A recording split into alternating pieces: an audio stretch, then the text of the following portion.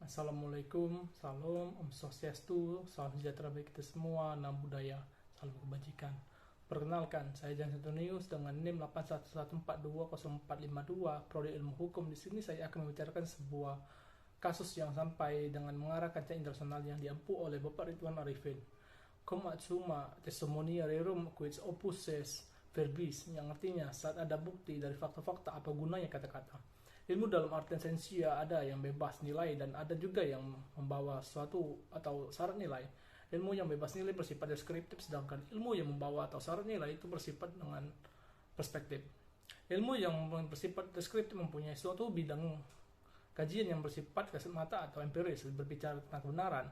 Dalam kerangka ilmu bisa dikatakan bersifat deskriptif atau kebenaran korespondensi. Kebenaran korespondensi itu merupakan kebenaran yang telah dianut sejak zaman Aristoteles. Menurut kebenaran, korespondensi itu mengatakan bahwa benar bila dan hanya bila apa yang dinyatakan sesuai dengan realita. Clausus rebus sic stantibus, yang artinya perjanjian antara negara masih tetap berlaku apabila situasi dan kondisinya tetap sama. Hukum adalah sesuatu yang mengikat dan bersifat memaksa bagi para pelanggarnya, sekalipun para pembuat aturan itu sendiri, dengan tujuan untuk mengamankan atau bisa dikatakan menertibkan, mensejahterakan, dan membuat suatu negara akan aman serta dapat menjaga suatu kedaulatan untuk negara itu sendiri, termasuk daerahnya. Berbicara terkait hukum, kasus yang saya akan bahas itu ialah penyelesaian sengketa batas laut antara Indonesia dan Malaysia dalam perspektif hukum internasional. Menurut John O'Brien mengemukakan bahwa hukum internasional ialah sistem hukum yang terutama berkaitan dengan hubungan antar negara. Negara Indonesia merupakan negara kepulauan atau bisa disebut dengan archipelagic state yang dideklarasikan pada tahun 1957. Wilayahnya terdiri dari lautan dan juga pulau-pulau, baik besar maupun kecil, jumlah sekitar 17.505 pulau dengan luas wilayah 7,7 km persegi. Sebagai negara kepulauan, 2/3 wilayah tersebut yaitu 5,8 juta km persegi terdiri dari lautan, sedangkan sisa seluas 1,9 juta km persegi merupakan daratan. Wilayah Indonesia sangatlah luas, yang ini mengandung kekayaan alam yang melimpah, yang tak ternilai besarnya sekaligus menjadi daya tarik yang dapat memancing banyak pihak untuk memanfaatkannya, baik secara ilegal maupun ilegal. Sebagai sebuah negara kepulauan, Indonesia memiliki perairan yang berbatasan langsung dengan negara tetangga. Ada 10 negara yang perairan perbatasan langsung dengan perairan Indonesia, yaitu Malaysia, Singapura, Thailand, Vietnam, Papua Nugini, Australia, Palau, dan Timor Leste. Dengan adanya perbatasan langsung antara perairan Indonesia dengan perairan negara-negara tersebut berpotensi menimbulkan konflik pastinya.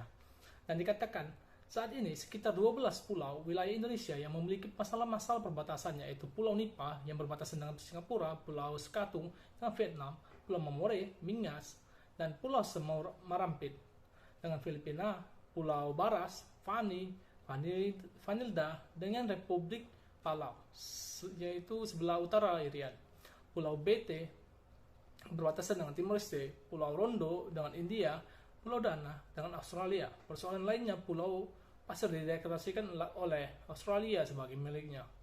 Banyaknya delimitasi perairan yang tidak jelas antara Indonesia dan Malaysia dapat menimbulkan konflik baik sekarang maupun yang akan datang, yaitu dalam hal penentuan batas laut teritorial di laut-laut yang saling berbatasan. Contohnya misalnya di Selat Malaka dan di Selat Carimata dan di Selat Makassar. Batas yang tidak jelas ini dapat menimbulkan potensi ketidakjelasan pemilikan beberapa pulau terluar yang berbatasan dengan Malaysia seperti Pulau Natuna, Pulau Berhala, Pulau Sebatik, dan Pulau Gosong Niger.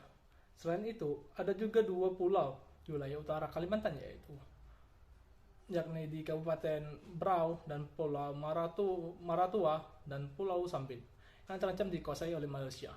Sampai saat ini, peraturan mengenai batas laut belum lengkap antara Indonesia dan Malaysia, sehingga menimbulkan konflik yang sulit diselesaikan seperti saat ini yang sedang disengketakan, yaitu Pulau Blok Ambalan yang luasnya hampir sama dengan pulau Provinsi Jawa Barat, di mana Indonesia dan Malaysia sama-sama mengklaim atas kepemilikan Blok Ambalan tersebut. Sengketa antara Indonesia dan Malaysia ini harus segera diselesaikan agar tidak berkepanjangan dan supaya ada kepastian penguasaan dan kepemilikan atas wilayah-wilayah tersebut.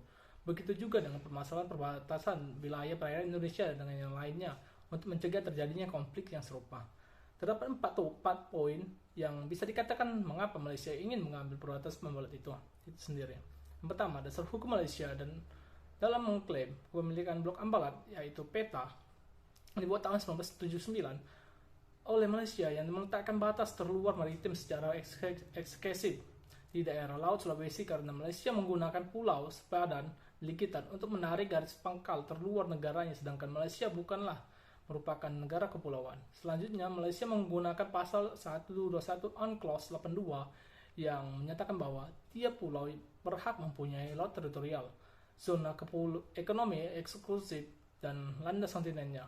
Dengan peta baru Malaysia mengumumkan lebar laut teritorialnya 12 mil laut yang diukur dengan garis dasar yang dengan menarik garis pangkal lurus menurut hukum laut 1958.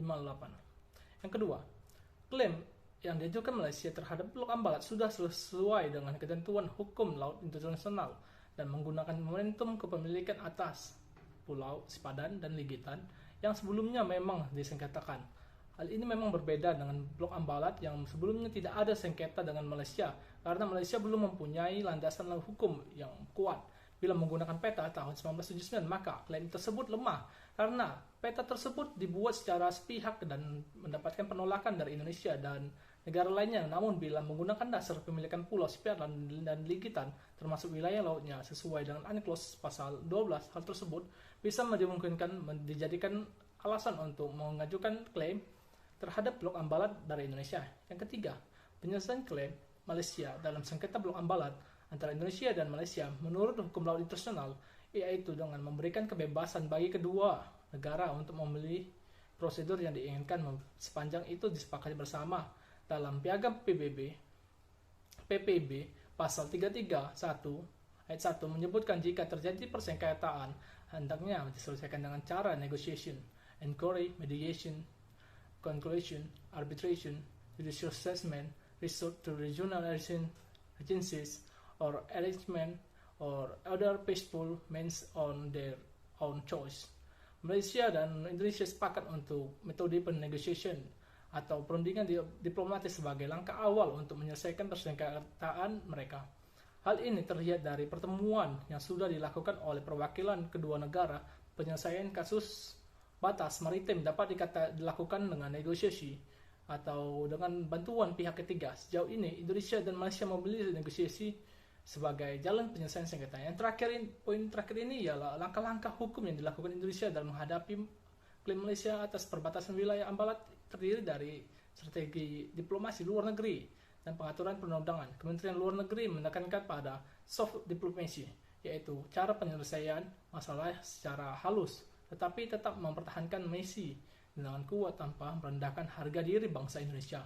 Strategi yang dilakukan oleh TNI Angkatan Laut yaitu menggelar operasi yang dikategorikan sebagai tindakan preventif atau stabilitas keamanan di laut, melindungi sumber daya alam dari berbagai pencegahan dan represif tindakan. Mungkin seperti itu saja terkait penjelasan dan juga penjabaran terkait kasus yang saya ambil, yaitu penyelesaian sengketa batas laut antara Indonesia dan Malaysia dalam perspektif hukum internasional. Mungkin sekian dari saya, mohon maaf apabila kesalahan dan tutur kata dalam pengucapan dan juga menjelaskan kurang tepat. Mohon dimaafkan. Sekian dari saya dan Sultan News. Terima kasih.